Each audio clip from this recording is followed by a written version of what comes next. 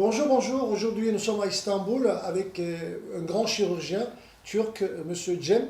Je vais essayer de vous le présenter un petit peu parce qu'il est spécialiste de la chirurgie de l'obésité. Il est chirurgien. Bonjour, vous allez bien? Nasılsınız? İyiyim. Cem Bey, biraz kendini tanıtır mısınız? İsmim Cem Arslan. Bursa doğumluyum. Tıp fakültesi ve cerrahi eğitimini İstanbul Üniversitesi Tıp Fakültesi'nde yaptım. Hı hı. Daha sonrasında da şu anda kendi muayenemde, özel muayenemde hizmet vermekteyim. Yaklaşık 8 yıldır obezite cerrahisiyle ilgileniyorum ve şu ana kadar ekibimizle ben binin üstünde vakaya imza attık. Başarılı vakaya imza attık. Genel olarak. Monsieur Cem, il est natif de Bursa, pas très loin d'Istanbul, mais il a fait ses études de la chirurgie à Istanbul. La plus grande école de médecine d'Istanbul, Istanbul Tıp Fakültesi ça s'appelle. Alors il est chirurgien depuis pas mal de temps, depuis 8 ans il fait de la chirurgie de l'obésité. C'est un chirurgien connu en Turquie, il en a fait 1000 opérations réussites. Parce que là on a parlé un petit peu avant avec lui, avant ce reportage, et j'ai pris un peu d'infos, j'ai fait un peu de recherche sur M. Cem. Il a déjà fait 1000 opérations pour réduire l'estomac et il n'a eu aucun problème, aucune complication et tous ces malades sont très contents de lui. De toute façon, il a un site internet et là on voit des reportages de ces malades qui ont réussi à perdre pas mal de poids. Monsieur Cem Arslan, il exerce ce travail à Istanbul. Cem Bey, bu özellikle neden böyle bir ameliyat oluyor? Nedir yani bu obezitenin bir tanımını bize yapabilir misiniz acaba? Obezite kişinin yaş boyu ve cinsiyetine göre beklenen vücut ağırlığının üzerinde olmasıdır. Vücut kitle endeksi 18 ile 25 arasında olanlar normal kilolu olarak değerlendirilir. 25 ve üstü 25 ile 30 arası fazla kilolu olarak değerlendirilir. 30'un üstü ise obezite olarak değerlendirilir. 40'ın üstü ise morbid obezite tanımı içerisine girer. Pour la définition de l'obésité, bon, nous savons maintenant beaucoup de choses sur l'obésité parce qu'on fait énormément de programmes partout. Il y a l'index qui est accepté par le monde entier, IMC, ça s'appelle. Sûrement que vous l'avez déjà entendu. Si vous avez cet index qui est entre 18 et 25, ça veut dire que vous avez un poids idéal. Si c'est entre 25 et 30, vous êtes en surpoids. Si c'est plus que 30, c'est l'obésité qui commence. À partir de 40, ça commence à être très, très dangereux. On l'appelle l'obésité morbide. Et ça, c'est dangereux. C'est pour ça que l'obésité est un problème de santé grave dans les dernières années dans le monde entier, que les gens s'en occupent de très près pour voir les précautions, ce qu'on peut faire. Maintenant, je vais demander de toute façon à M. Cem ça. Peki böyle bir diyelim size bir hasta geldi, hastanın analizini yaptınız, işte endeksini çıkardınız. Bu ameliyata ne zaman karar veriyorsunuz? Yani ne zaman bu ameliyatın gerekli olduğunu düşünüyorsunuz? Hasta obez hastaysa, yani vücut kitle endeksi 30'un üstündeyse ve obezite ile ilişkili hastalıkları varsa, bunlardan en önemlileri kalp hastalıkları, kalp damar hastalıkları, yüksek tansiyon, kolesterol hastalıkları, şeker hastalığı, uyku apne sendromu, karaciğer yağlanması gibi hastalıkları varsa hastaya o zaman cerrahi operasyon öneriyoruz. Cerrahi operasyon niye öneriyoruz? Çünkü bu obezite ve bununla ilişkili hastalıklar insan ömrünü yaklaşık 15 sene kısaltmaktadır. Bu ameliyatı yapmamızdaki amaç hem insan ömrünü uzatmak hem de hastanın beklenen bu ömür içerisinde daha rahat yaşamasını sağlamak. En réalité, c'est une question de santé publique. Dans les dernières années, avec la prise de poids en général dans le monde, vous savez avec les fast-food, des produits très sucrés, l'industrie d'alimentaire qui fait pas trop attention à tout ce qu'il fabrique, énormément de produits chimiques dedans, ça fait que l'être humain a grossi, l'homme et la femme, même les enfants. L'obésité est devenue un problème majeur. Alors quand on a parlé avec M. Cem, il est chirurgien, comme je dis avec le chirurgien docteur M. Cem, alors il dit que nous prenons cette décision quand l'index dépasse les 30, mais pas seulement, parce qu'il faut que le malade ait des problèmes de diabète par exemple, ou de l'apnée de sommeil, ou des problèmes de cardiovasculaire.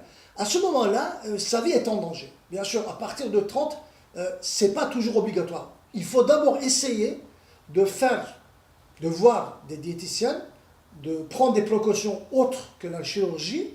Bir şey soracaktım. Şimdi söylediğinizde ameliyat sadece mecbur kalındığında yapılan bir şey değil mi? İlk önce bir zayıflaması gerektiği söyleniyor. Bir diyetisyenle görüşüyor ve zayıflamaya çalışıyor, çabalıyor.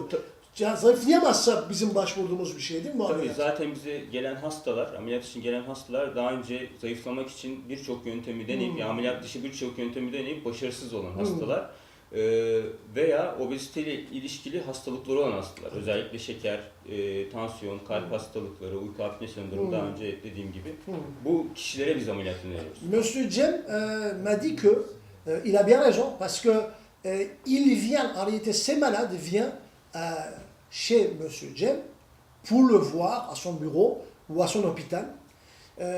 Ils ont déjà tous ces problèmes parce qu'il est chirurgien. Puisqu'il est chirurgien, ils vont d'abord voir les diététiciens, les médecins, et après quoi, quand ils n'arrivent pas à maigrir, quand ils n'arrivent pas à trouver une solution à ça, quand ça devient dangereux pour leur santé, ben, il vient le voir. C'est pour ça que lui, il dit qu'il reçoit les malades déjà dans le danger, qui sont en danger et qui n'arrivent pas à maigrir.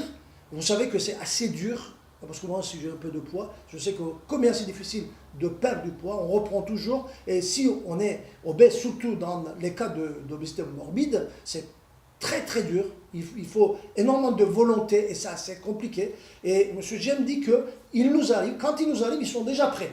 Ils sont déjà prêts psychologiquement, psychologique olarak da buna hazır oluyorlar değil mi? Tabii. Ils sont déjà prêts psychologiquement, ils sont déjà prêts vu le cadre de santé, ils ont déjà vu les diététiciens, mais de toute façon, M. Jem et son équipe font des recherches avant de l'accepter pour voir si le malade a tout déjà fait. Zaten siz de hasta geldiği zaman onun bütün bu etaplardan geçip geçmediğini kontrol ediyorsunuz. Tabii, bize Yani, geldiği zaman ilk önce öncelikli bir muayenesini yapıyoruz. Obeziteyle ilişkili hastalığı var mı yok mu ona bakıyoruz. Daha sonrasında hastayla birlikte karar verip ona yönelik en uygun ameliyata hastayla birlikte karar veriyoruz. bien sûr, ça c'est une recherche qu'on fait avant, ce qu'il répond M. Jem. Et bien sûr, il voit ça avec le malade. En réalité, c'est un consensus entre le malade et l'équipe du médecin, du chirurgien. Et comme je l'ai dit, M. Jem, il n'est pas seul de toute façon. On parle ici de toute une équipe de 2 grands chirurgiens. Avec M. Jem, il a aussi un autre qui est très connu dans le pays, qui travaille ensemble. Ils ont un diététicien, ils ont des infirmières, et ils peuvent faire cette opération dans les hôpitaux privés. Parce que la différence avec la France, c'est qu'en Turquie, nous avons un secteur privé dans la santé qui est très développé, comme en Amérique, et on trouve partout des hôpitaux à la pointe de la technologie. On peut dire comme des hôtels 5 étoiles, mais la technologie suit en même temps, et ils peuvent faire des opérations dans des grands hôpitaux. On peut les choisir, ou sur la rive européenne, ou sur la rive asiatique d'Istanbul, parce qu'ils font toutes les opérations ici, et ça se passe. De quelle façon je vais lui demander? Şimdi diyelim ki hasta da karar verdiniz ameliyat. Avrupa'dan çok hasta geldiğini biliyorum size. Duydum bunu. Bu hastaları nasıl ameliyat ediyorsunuz? İzlenen prosedür nedir acaba? İlk önce hastayı serviste havalandan alıyoruz. Daha sonra hastayı muayenehanemizde misafir ediyoruz. Tamam. Hastayı da konuşup hastayı muayene ediyoruz. Onun neticesinde hasta ameliyata uygun mu değil mi? Ona karar veriyoruz ekibimizle biz. Daha sonra uygulayacağımız ameliyat prosedürünü hastaya açıklıyoruz. Hasta da kabul ederse ondan sonraki aşamalara geçiyoruz. Ondan sonraki aşamalarda ameliyat öncesi uyguladığımız bir takım kan tahlilleri var, bir takım tetkikler var. Daha sonra bu tetkikler neticesinde hastayı operasyona alıyoruz.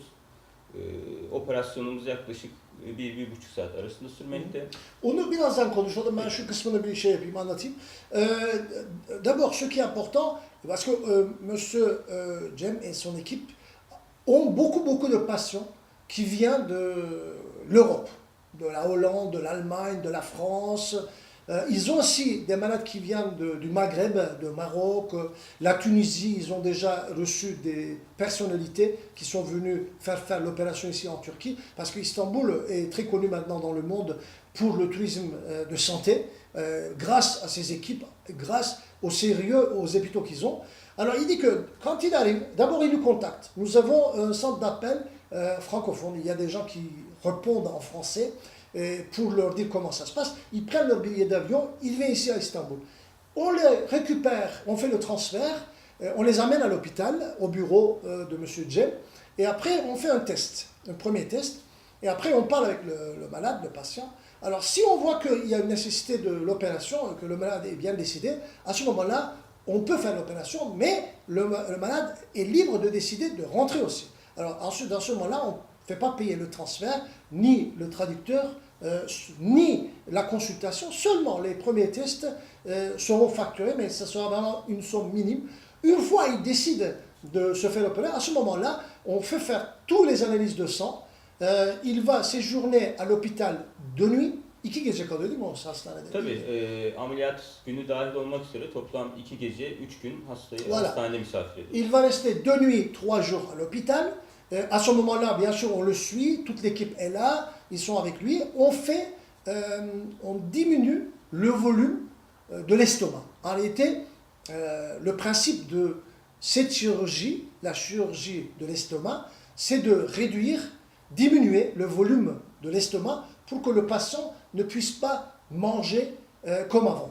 Aslında bu ameliyat, yani mideyi küçültme ameliyatı ne işe yarar, nasıl olur? Yani hastanın midesi küçüldüğü zaman hasta daha az yemek yiyor. Yemek yiyemiyor mu? Nedir yani? Bunun sonucunda nasıl bir kazanım olur? Mide küçültme ameliyatındaki asıl amacımız hastanın kalori alımını kısıtlamaktır.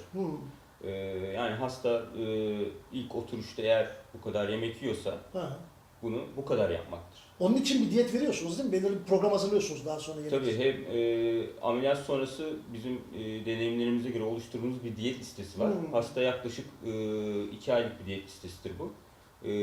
2 ay boyunca buna uyuyor. Daha sonra da bu 2 aylık süreçten itibaren de diyetisyen kontrole girmek zorunda. Şimdi ça c'est très intéressant parce que M. Jem dit qu'ils ont 10 ans d'expérience, ils ont fait plus que 1000 opérations, ils n'ont eu aucune complication et grâce à cette expérience-là, ils ont formé déjà des menus spéciaux pour ces malades après l'opération. Parce que bon, l'opération se fait, il n'y a pas de risque. On prend, on fait l'opération et après l'estomac se diminue. Et la personne qui mangeait beaucoup avant, ben, il ne peut plus manger, il est obligé de réduire ce qu'il mange pendant tous les repas. Et ça fait que directement, il commence à perdre le poids très vite. C'est ça l'avantage de la chirurgie de l'estomac. Mais il faut suivre un menu durant 2 mois. Ça, c'est important. Et comme j'ai dit, avec toutes les expériences qu'ils ont eues durant 10 ans, ils ont parlé avec les malades, ils ont parlé avec des diététiciens et ils ont préparé des menus spéciaux pour ces malades, pour leurs malades. Et ils le suivent aussi. Au bout de 2 mois, le malade commence à manger un peu plus, en faisant toujours attention, mais bien sûr sous contrôle de diététicien. Bu süreç ne kadar sürüyor? Yani ne zaman hasta tam olarak yalnız başına yemek yerken veya nasıl karar veriyor ondan sonra? Hani diyelim sizden 2 ay bir menü verdiniz buna, diyetisyeni gördü. Ne kadar sürecek bu süreç? Tam kilo verme süreci yaklaşık 1-1,5 sene sürmektedir. Tamam. Bir hasta yaklaşık 1 ila 1,5 senede ideal kilosuna ulaşmakta. Yani takribi olarak 1,5 sene içerisinde hasta ideal kilosuna ulaşmaktadır. C'est un processus de 1 an, 1 an et demi. Mais quand je dis 1 an et demi, pensez vraiment pour quelqu'un obèse, morbide obèse. Bon, là, dans ces cas-là, il peut perdre des poids significatifs. C'est énorme. C'est qu'il peut perdre 50, 50-60 kilo, 70 kilo kaybedenler oluyor değil mi bu durumda? Yani o şeyine bağlı, şişmanlığına bağlı ama tabii. Yani eğer hasta fazla kiloluysa tabii kaybedeceği kilo miktarı da fazladır. Fazla, yani ama 160 kilo bir hasta mutlaka bir 80 kilo kaybedecektir yani. Tabii. Monsieur Jem dit que ça peut aller jusqu'à 70-80 kilos. C'est pas une opération d'esthétique. Il ne faut pas confondre. C'est une nécessité, c'est pour la santé. Quand on fait la chirurgie de l'estomac, on ne le fait pas pour le physique. Parce que vous pouvez penser, bon, quand on est gros, on veut maigrir. Mais maigrir, ce n'est pas seulement pour la beauté, c'est pour la santé. Pour le diabète, contre les problèmes cardiovasculaires. Parce que tout à l'heure, M. Jem m'a dit que ça peut prolonger 10 à 15 ans la vie en moyen de l'être humain, d'être en kilo idéal. Parce qu'au bout d'un certain temps, ils n'ont ni la tension, ni le sous-poids, ni le diabète. Et du coup, ils reprennent la santé. le kilo idéal et ils peuvent vivre normalement. En dehors, bien sûr, de l'apparence physique. Mais ça ne se fait pas pour l'apparence physique, c'est que pour la santé. Parce que M. Jem est quelqu'un de la santé, un médecin, un chirurgien. Il est idéaliste. Il s'est lancé de toute façon dans cette aventure quand il a vu la difficulté de tous ces gens-là de perdre du kilo. Tabii bu bir estetik değil, bu bir gereklilik, bu bir sağlık olayı. Evet. Hayatı 10-15 yıl uzatan bir şey. İnsanın daha sağlıklı, daha ideal yaşayabilmesini sağlayan bir şey. Onun için çok gerekli bir olay. Yani biliyorum ki Türkiye'de bu gelişmenin temeli sağlık temelli bir atılım ve o anlamda da çok büyük gelişmeler kaydetti. Özellikle bu konuda artık bir otorite oldu Türkiye, onu biliyorum. Sizin bir web sayfanız var herhalde. Orada görebilirler mi? Nasıl yapar? Yani bir adres vermemiz gerekiyor mu? Tabii www.turkiyeobezitecerrahisi.com.tr'den girip sitemizi ziyaret edebilirler. Burada hem hasta örneklerimiz de mevcut, hem yaptığımız ameliyat teknikleri de mevcut. Hem çeşitli hastalıklarla ilgili ayrıntı bilgiler de mevcut. Ziyaretçilerimiz sayfamıza girerek bunlar hakkında bilgi sahibi olabilirler. Il faut absolument aller sur son site web www.turkiobezitecerrahisi.com. Bon, on va vous écrire ça parce que c'est un peu difficile, c'est du turc. Vous ne pouvez pas écrire quand vous entendez. On va vous écrire comment ça s'écrit. On va montrer ça sur en dessous ce tournage-là. Et vous pouvez y aller et vous allez voir les témoignages des malades. Il y a pas mal de malades qui ont témoigné. On voit l'équipe, on voit les hôpitaux où ils font la chirurgie. Et voilà, tout ça, c'est l'occasion. Essayez de profiter de ça. Surtout, on attend des gens des pays francophones. On a pas mal de gens qui viennent de l'Allemagne, de Hollande, mais nous en voulons aussi des francophones. C'est pour ça aussi, M. Jem a souhaité de faire un reportage, d'accepter de faire un reportage en français.